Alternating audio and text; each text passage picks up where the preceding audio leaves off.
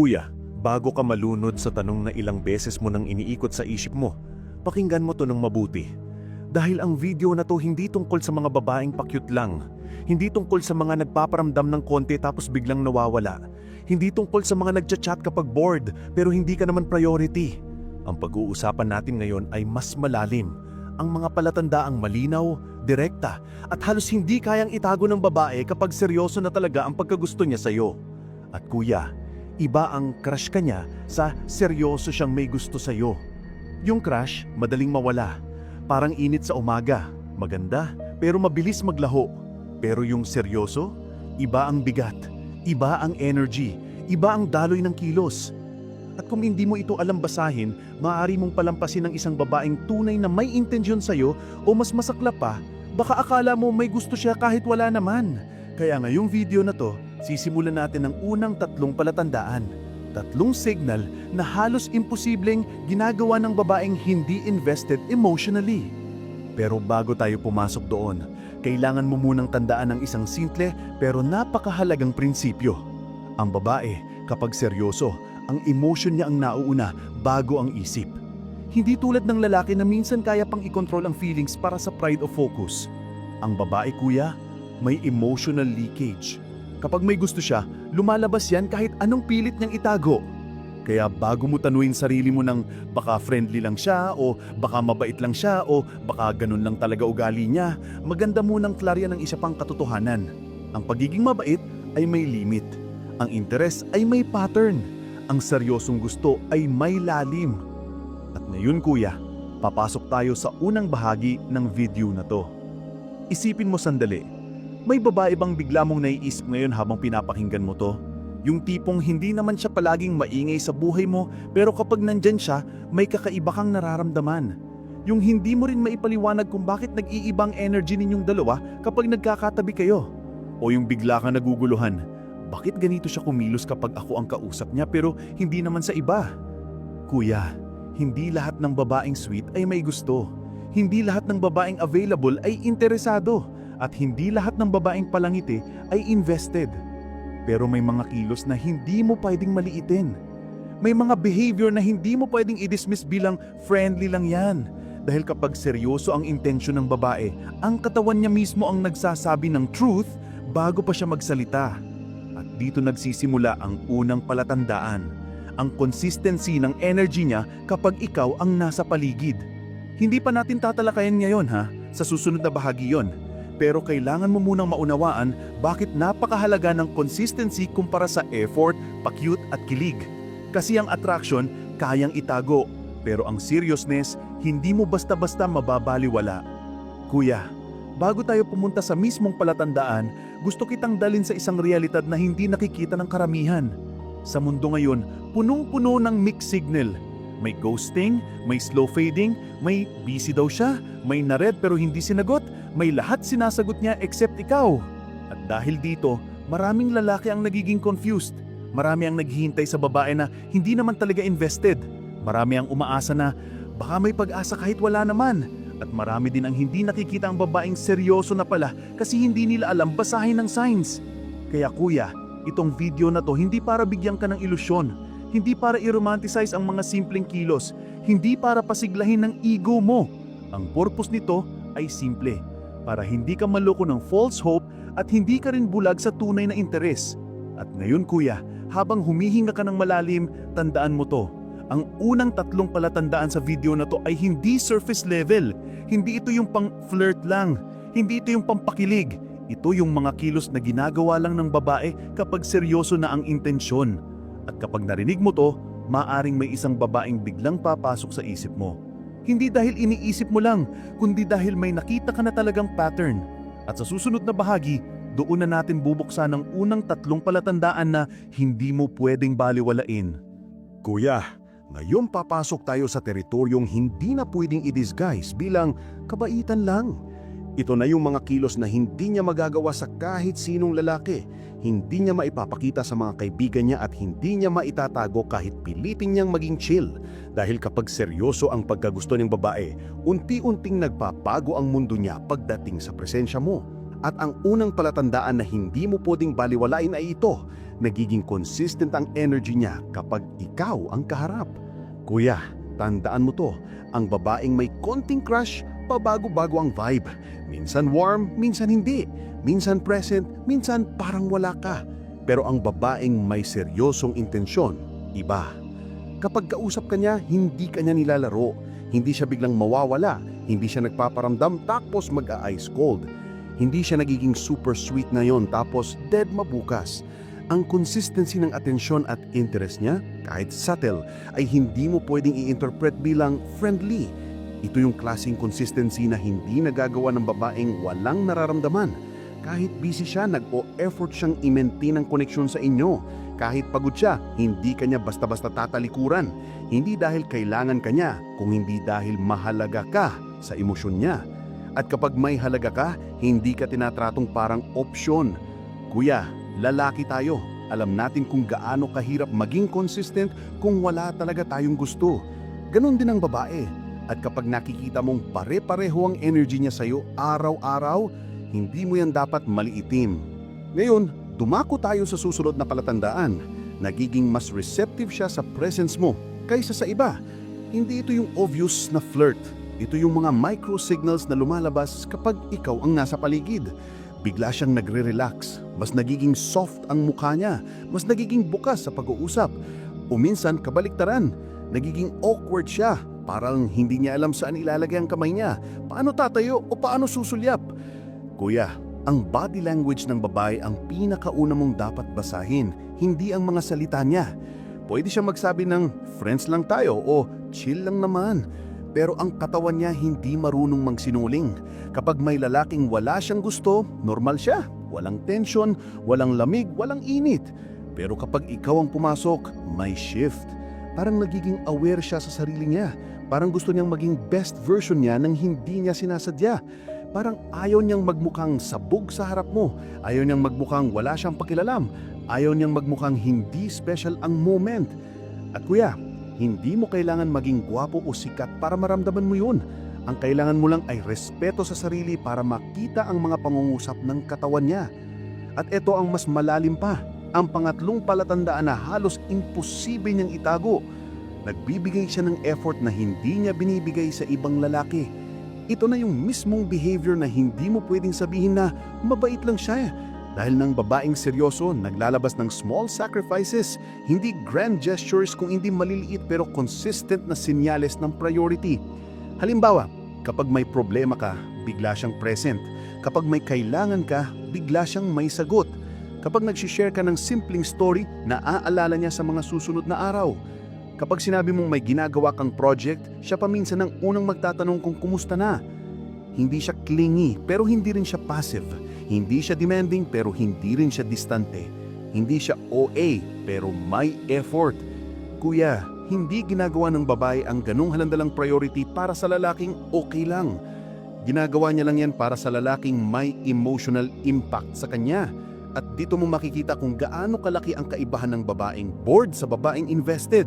Ang bored, umaalis. Ang may gusto, naglalapit. Ang bored, hindi nag-iisip. Ang may gusto, nag-e-effort.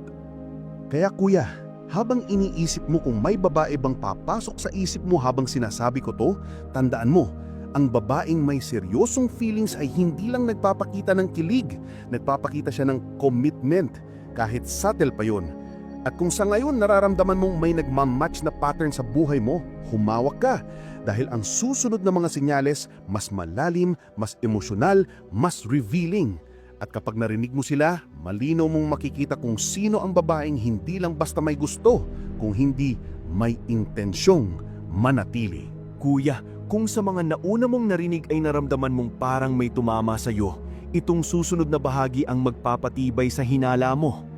Dahil kapag umabot ang isang babae sa puntong ito, hindi na ito simpleng attraction, hindi na ito curiosity, hindi na itong nagugustuhan ka lang niya.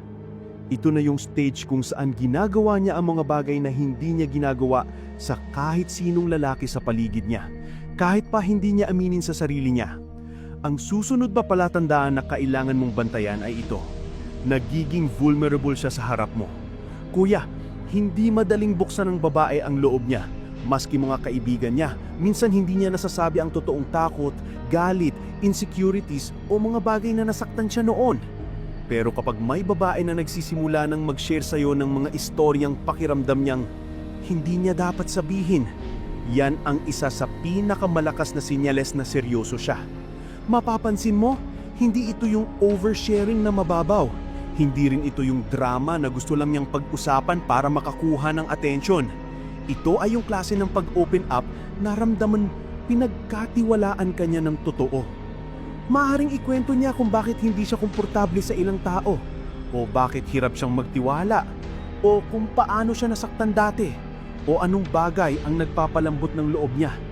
Hindi niya kailangan ito sabihin, pero sinasabi niya sa'yo. Dahil kuya, ang babae hindi nagbubukas ng puso sa lalaking hindi niya nakikitang safe. At lalo na, hindi siya nagiging vulnerable sa lalaking wala lang. At kung iniisip mo na baka normal lang sa kanya ang pagiging open, isipin mo nang mabuti. Ginagawa ba niya yan kahit kanino o sa'yo lang? Ang babae na seryoso, hindi niya gustong makita mong mahina siya, pero mas gusto niyang makita mong totoo siya. Ngayon, dumako tayo sa susunod. Kapag ang isang babae ay seryosong may gusto sa'yo, nagpapakita siya ng subtle na pagsiselos kahit anong deny niya. Kuya, hindi ito yung selos na OA, hindi ito yung confrontation, hindi rin ito yung drama. Ang sinasabi ko ay yung micro-reactions na hindi niya kayang ikontrol. Kapag may ibang babaeng kausap mo, biglang nag-iiba ang tono niya. Kapag may nag-comment ng medyo sweet sa post mo, may konting shift sa energy niya. Kapag nakikita kang mas masaya ka sa presence ng ibang babae, may maliit na sandaling tumatahimik siya bago bumalik sa normal. Minsan, bigla siyang nagiging mas sweet. Minsan, bigla siyang nagiging colder. Minsan, bigla siyang nagbabago ng topic. Pero isang bagay ang sigurado kuya, may reaction siya. At bakit? Dahil hindi na neutral ang tingin niya sa'yo. May investment na siya. May konting fear of loss. Hindi niya sasabihin yan. Hindi niya aaminin. Pero ang katawan niya, naglalabas ng truth na utak niya sinusubukang itago. At tandaan mo ito, ang babae na walang pake, hindi nagsiselos. Hindi nagbabago ang tono. Hindi nagbabago ang energy. Hindi nag-iiba ang facial expression. Pero ang babaeng seryoso, kahit maliit na trigger, ramdam mo yung shift. Hindi malakas, hindi halata, pero totoo. Ngayon kuya, papasok tayo sa pang-anim na palatandaan at ito ang isa sa pinaka-importante. Binibigyan kanya ng priority kahit ayaw niyang aminin. At ito ang malaking pagkakaiba sa babaeng infatuated lang. Ang infatuation, saglit. Ang seryosong gusto, may effort, may consistency, may prioritization. Tignan mo ang mga simpleng bagay. Kapag may kailangan ka, siya ang unang nag-o-offer ng tulong. Kapag nag-uusap kayo, hindi siya minamadali. Kapag may sinabi kang importante sa'yo, naaalala niya. Kapag masama pakiramdam mo, siya ang unang nag-check. Kapag may ginawa kang accomplishment, genuinely proud siya. At ang mas matindi pa, kung minsan, inuuna ka pa niya kaysa sa sarili niyang schedule. Inaatas niya ang oras niya para sa'yo. Nagpapakita siya ng hindi mo hinihingi. At hindi niya ito ginagawa sa kahit sino. Kuya, ang babae hindi nagbibigay ng priority sa lalaking hindi niya pinapahalagahan. Pwede siyang maging nice, pero hindi siya mag-i-invest ng energy, oras at mental load sa isang lalaking wala lang sa kanya. Kaya kung napansin mo na kahit simple ka lang, kahit hindi ka nagpapakitang gilas, kahit hindi ka nag-i-effort na ma-impress siya, pero siya mismo ang gumagawa ng maliliit pero consistent na effort, kuya, hindi na crush yan. Seryoso na yan.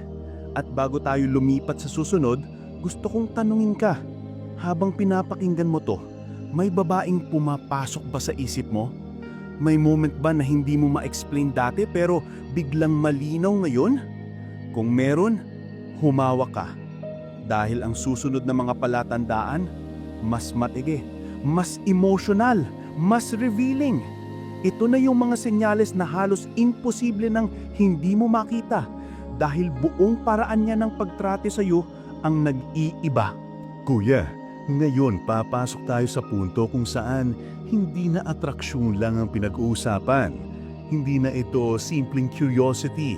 Hindi na ito may spark lang.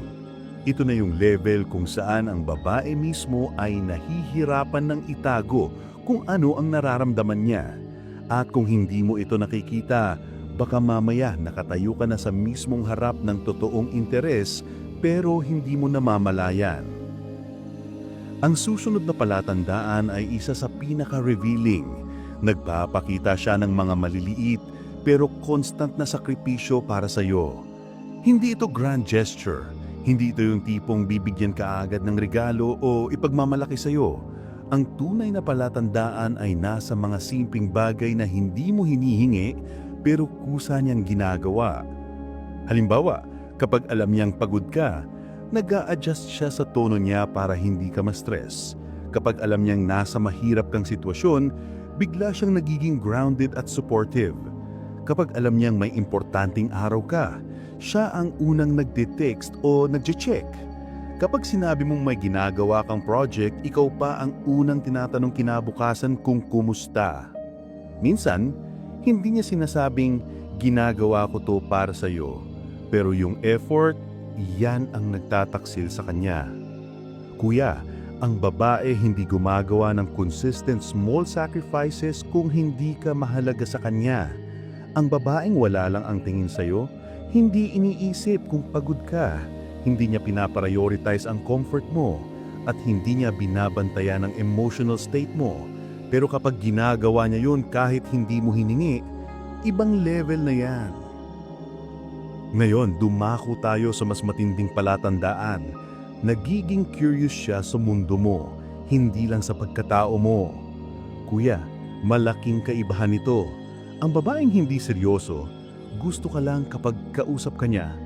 Ang babaeng may mild na gusto niya lang marinig ang kwento mo paminsan-minsan. Pero ang babaeng seryoso, gusto niyang maintindihan ang mundo mo. Mapapansin mong natatanong niya ang mga bagay na hindi naman required. Kamusta ang family mo? Ano ang plano mo bukas? Paano ka nagsimula sa trabaho mo? Ano ang mga pangarap mo sa inaharap? Anong klaseng tao ang gusto mong maging? Hindi ito interrogation. Ito ay deep curiosity. At bakit? Dahil kapag seryoso ang babae sa'yo, hindi lang ikaw ang gusto niyang makilala. Gusto niyang malaman kung may lugar ka sa kinabukasan mo. Kuya, lalo na kapag tinatanong ka niya tungkol sa childhood mo, sa mga kwentong hindi mo basta sinasabi sa iba, sa mga bagay na humubog sa'yo, huwag mong isipin na normal yon. Hindi tinatanong niya ng babae sa lalaking wala siyang interes. At ngayon, papasok tayo sa isa sa mga pinakamabigat sa lahat. Nakikita mo sa mga mata niya ang respeto. Kuya, mahalagang maintindihan mo ang punto na to. Ang atraksyon ay kayang i-fake. Ang kilig ay kayang i-display. Ang sweetness ay kayang i-perform. Pero ang respeto, hindi pwedeng pikiin. Kapag seryoso ang babae sa'yo, nag-iiba ang paraan niya ng pagtingin sa'yo. Hindi lang yung may gusto ako sa kanya, kundi may nakikita akong lalim sa kanya. At kuya, kapag may lalim kang ipinapakita, control sa emosyon, disiplina, composure, nakikita niya yon, ramdam niya yon, at lumalabas yon sa paraan niyang pagtitig sa'yo, sa paraan niyang magsalita kapag ikaw ang kausap, sa paraan niyang umiwas sa mga bagay na maaawing makasakit sa iyo. Kuya, tandaan mo to, ang respeto ng babae ang pinakaunang tanda na hindi ka laruan para sa kanya, na hindi ka pang pansamantala, na hindi ka baka sakaling pwede, kundi may bigat ka sa buhay niya. At dito napapasok ang pang-10 palatandaan, isang senyalis na hindi kayang gawin ng babaeng hindi invested. Inaayos niya ang sarili niya sa harap mo kahit hindi niya intensyon na magpa-impress. Iba ito sa pagpapaganda, iba ito sa pag-aayos. Ito yung unconscious na pag-aayos ng damit, pag-aayos ng buhok, pagbagal ng kilos, pag-neutralize ng tono ng boses dahil ayaw niyang magmukhang sabog sa harap mo. Hindi dahil gusto niyang maging perfect, kundi dahil ayaw niyang sayangin ng moment kasama ka. Kapag hindi ka mahalaga sa kanya, hindi niya iisipin ang itsura niya.